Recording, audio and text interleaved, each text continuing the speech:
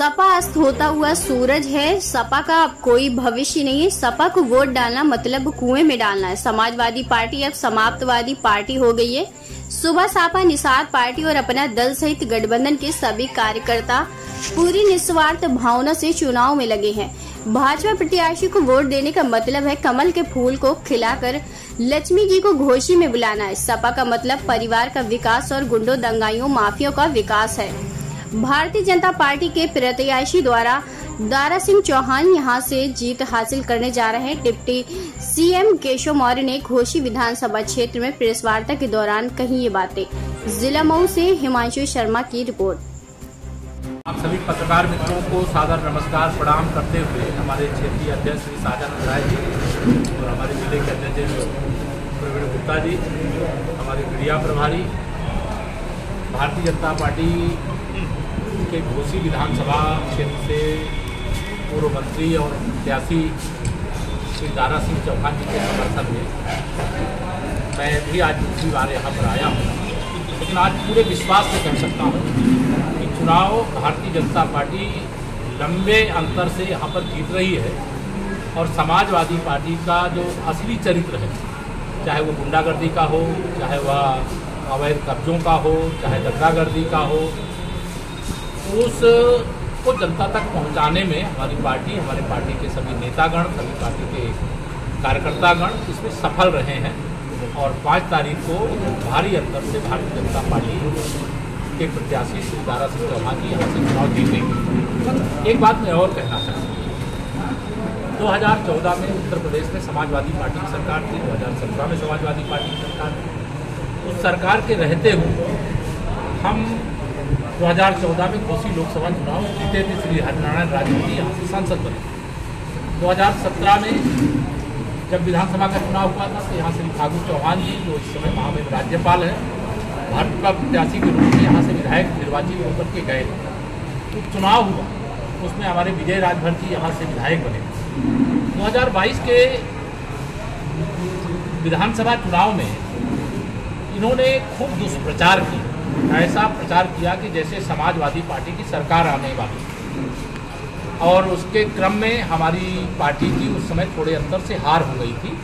लेकिन आज मैं इस भरोसे से कह सकता हूँ कि 2014, 17, 19, 22 लगातार भारतीय जनता पार्टी का समर्थन बढ़ा है और 2023 के इस उपचुनाव में कमल खिलेगा।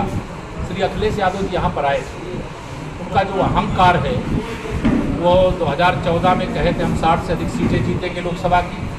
2017 में उन्होंने कहा था हम 300 से अधिक जीतेंगे।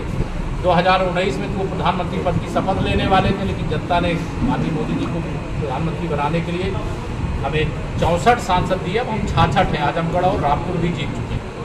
और 2022 में तो इन्होंने दावा आप सब लोगों के सामने भी किया होगा कि 400 के विधायक जीत रहे हैं, लेकिन जनता ने इनको शतक सैकड़ा पे रोक कर खड़ा कर दिया और बता दिया कि तुम शासन करने के लायक नहीं। मैं जनता से अपील ये करता हूँ कि समाजवादी पार्टी को वोट डालने का मतलब है अपना वोट कुएं में डालना। उसका कोई फायदा जनता को नहीं है, गरीबों को नहीं है, किसानों को नहीं है। हमारी सरकार डबल इंजन, देश में माननीय नरेंद्र मोदी जी के नेतृत्व में, प्रदेश में आदरणीय योगी आदित्यनाथ जी के नेतृत्व में भ्रष्टाचार मुक्त भारत, भ्रष्टाचार मुक्त उत्तर प्रदेश, भ्रष्टाचार मुक्त मऊ और विकास से युक्त देश, प्रदेश और मऊ और घोसी बनाने के लिए जनता से कर्ज के रूप में वोट मांगने के लिए हम आए हैं और लोगों से अपील करते हैं कि समाजवादी पार्टी इस समय अगर मैं कहूँ तो ये आईसीयू में पड़ी हुई पार्टी है। जनता इसे ऑक्सीजन ना दे, क्योंकि ऑक्सीजन पाएंगे, इनको ऊर्जा मिलती है तो ये गुंडागर्दी पर उतर आते हैं। हम लोग 7 साल से इनके कार्यकाल में कब्जा की गई जमीनों को खाली करा रहे हैं, किए गए अपराधों की जाँच करके सजा दिलाने का काम कर रहे हैं, भ्रष्टाचार की तह तक जाँच करने का काम कर रहे हैं। और आज मुझे इस बात की खुशी है कि जनता पूरी तरह से भारतीय जनता पार्टी के पक्ष में खड़ी है। कार्यकर्ता पूरा आत्मविश्वास से भरा हुआ है। विशेष तौर से हमारी पार्टी का सबका साथ सबका विकास है और समाजवादी पार्टी का चरित्र कुछ का साथ गुंडों, अपराधियों, दंगाइयों का विकास, कुछ का साथ परिवार का विकास है।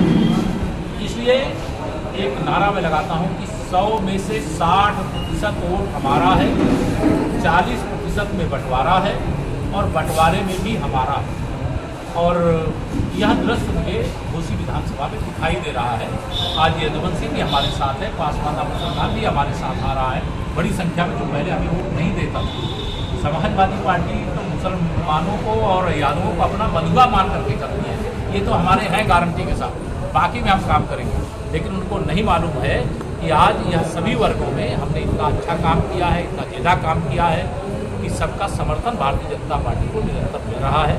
हम यहाँ के सभी बूथों में मजबूती के साथ लड़ेंगे और हमें पूरा विश्वास है समाजवादी पार्टी जो के मुखिया श्री अखिलेश यादव जी कहे गए हैं कि घोसी को जीत करके और पूर्वांचल में 2024 में माननीय नरेंद्र मोदी जी को प्रधानमंत्री बनने से रोकने का काम करेंगे, तो घोसी की जनता प्रधानमंत्री मोदी जी को 24 का चुनाव होने से पहले, जैसे 14 का चुनाव होने से पहले अपना प्रधानमंत्री मान चुकी थी, बना चुकी थी।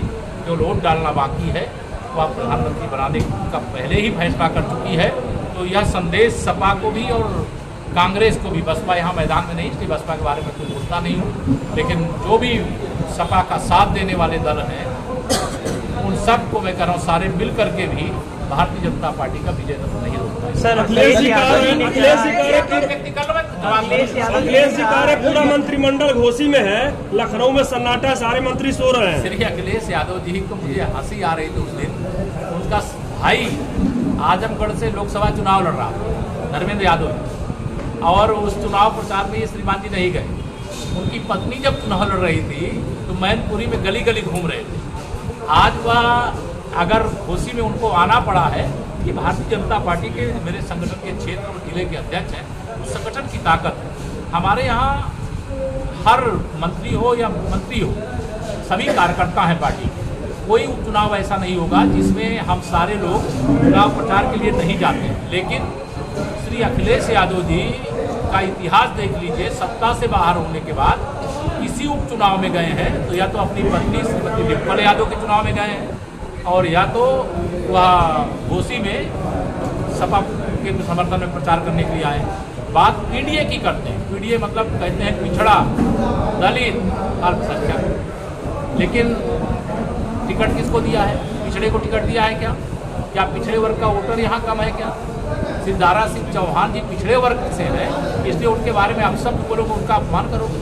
माननीय नरेंद्र मोदी जी गरीब और पिछड़े वर्ग से आते हैं, उसको देश का प्रधानमंत्री बनने से रोकने का यहाँ पे भाषण दे करके जाओगे, तो उसका हिसाब चुकता करने का काम यहाँ की जनता करेगी और ब्याज के साथ। अखिलेश यादव ने अपने भाषण में कहा कि आपकी राजनीति केवल कोबरा से है, मुद्दों पर नहीं, और व्यक्तिगत लांछन पे आपकी राजनीति चल रही है। देखिए, वो व्यक्तिगत चीज़ों में नहीं जाता। सपा को मैं यह मानता हूँ कि जनता के आशीर्वाद से अखिलेश यादव जी को पिछड़े वर्ग का कोई भी नेता बने यह बर्दाश्त नहीं है। पिछड़े वर्ग का मतलब सैफई परिवार, और सैफई परिवार में अखिलेश यादव, वह अपने अलावा किसी को नेता बनते